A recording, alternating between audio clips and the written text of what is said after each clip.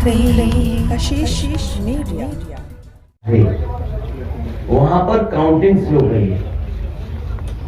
मुख्यमंत्री के प्रमुख सचिव डीएम्स को फोन कर रहे हैं कि जहां बीजेपी हारे वहां पर काउंटिंग स्लो होनी चाहिए। और यही नहीं, अगर हम पिछला चुनाव देखें तो जो भारतीय जनता पार्टी की हार हुई है, 47 सीटें ऐसी हैं जो 5000 के अंदर कम वोट में हुई है।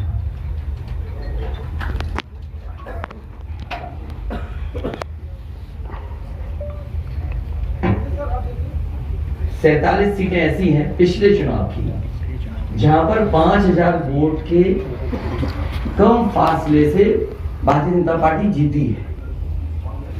और जो आज देखने को मिला है बनारस में कि जहां ईवीएम ले जाई जा रही थी, एक ट्रक पकड़ा गया, 2 ट्रक लेकर के भाग गए। अगर सरकार चोरी नहीं कर रही थी, ये वोट की चोरी जो नहीं कर रही थी, तो कम से कम बताए कि एक गाड़ी रोक ली, पकड़ी गई, लाइव है, अभी भी हम लाइव देख सकते हैं। 2 गाड़ियां क्यों भागी? अगर कोई चोरी नहीं थी, प्रशासन ने, सिक्योरिटी ने इतना इंतजाम क्यों नहीं किया? इतनी फोर्स है, अभी इलेक्शन की फोर्स गई नहीं यूपी से, तो आखिरकार अधिकारी क्यों नहीं कर रहे थे?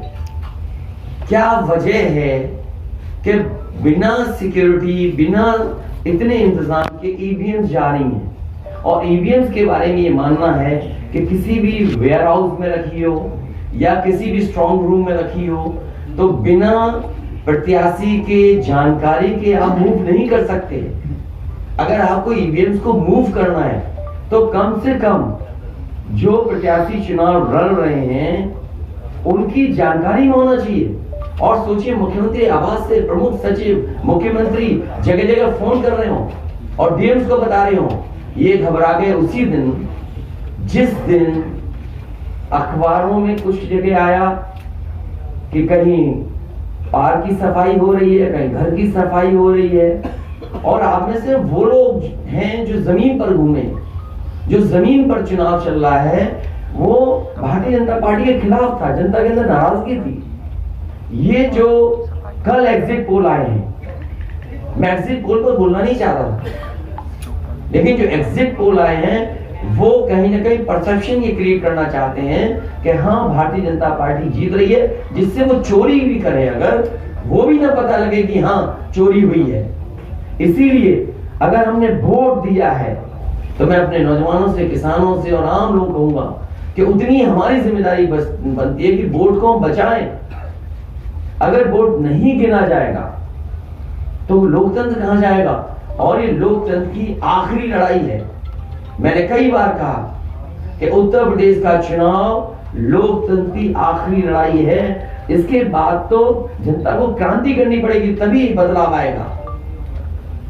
इसलिए मैं अपने पार्टी के लोगों से और जो सच्चे ईमानदार, सच्चे सिपाही हों, सच्चे अधिकारी हों, सच्चे पत्रकार हों, कम से कम आगे आए और लोकतंत्र को बचाने के लिए खड़ा हों।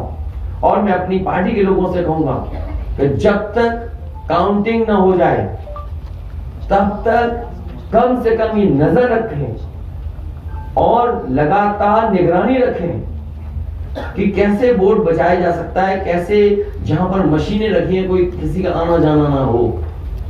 ये लोकतंत्र के लिए बहुत ही खतरे का समय है। जो दल हार गया, अब उसके बस में यही है जो अब करने जा रहे हैं। ये जितने कुछ एग्जिट पोल हुए हैं वो इसीलिए हुए हैं कि अगर वो चोरी भी करें तो शायद नजर ना आए। अब ईवीएम पकड़ी गई हैं, बहाना कोई ना कोई अधिकारी बताएंगे कि हम ईवीएम इसलिए ले जा रहे थे। आखिरकार फोर्स के साथ क्यों ईवीएम जा रही थी? ये तो ईवीएम की एक बनारस की जो अभी भी लाइव चल रहा है वो घटना है। बरेली में एक स्ट्रॉन्ग रूम से बाहर नगर पालिका की कचड़े की गाड़ी में, जिसका नंबर UP 25 DT 9166 में 3 बक्से सील पकड़े गए। जो सील बक्से थे, एक बक्से में सादा बैलेट पेपर था तथा 2 बक्से में मोहर रजिस्टर तथा स्टील करने वाला सामान था। करीबन 500 बैलेट पेपर पकड़े गए। इसी तरह सोनभद्र का है कि सोनभद्र में भी बड़े पैमाने पे चीजें पकड़ी गई। वो भी लोग समझ में आ गया तो उन्होंने देखा, एसडीएम को रोका। एसडीएम घोरावल जनपद सोन ने खाली मतलब अपनी गाड़ी से पॉलिटेक्निक कॉलेज ले जाते हुए पकड़े गए। क्या सफाई देगी सरकार? इसीलिए मैंने कहा प्रमुख सचिव मुख्यमंत्री आप जानकारी कर लें, अगर आपके डीएम्स कोई जानकार हैं, उन्होंने खुद बताया है कि वहां से लखनऊ से फोन आ रहे हैं कि जहां पर भारतीय जनता पार्टी हार रही हो वहां पर काउंटिंग स्लो हो और रात तक काउंटिंग लेकर जाए।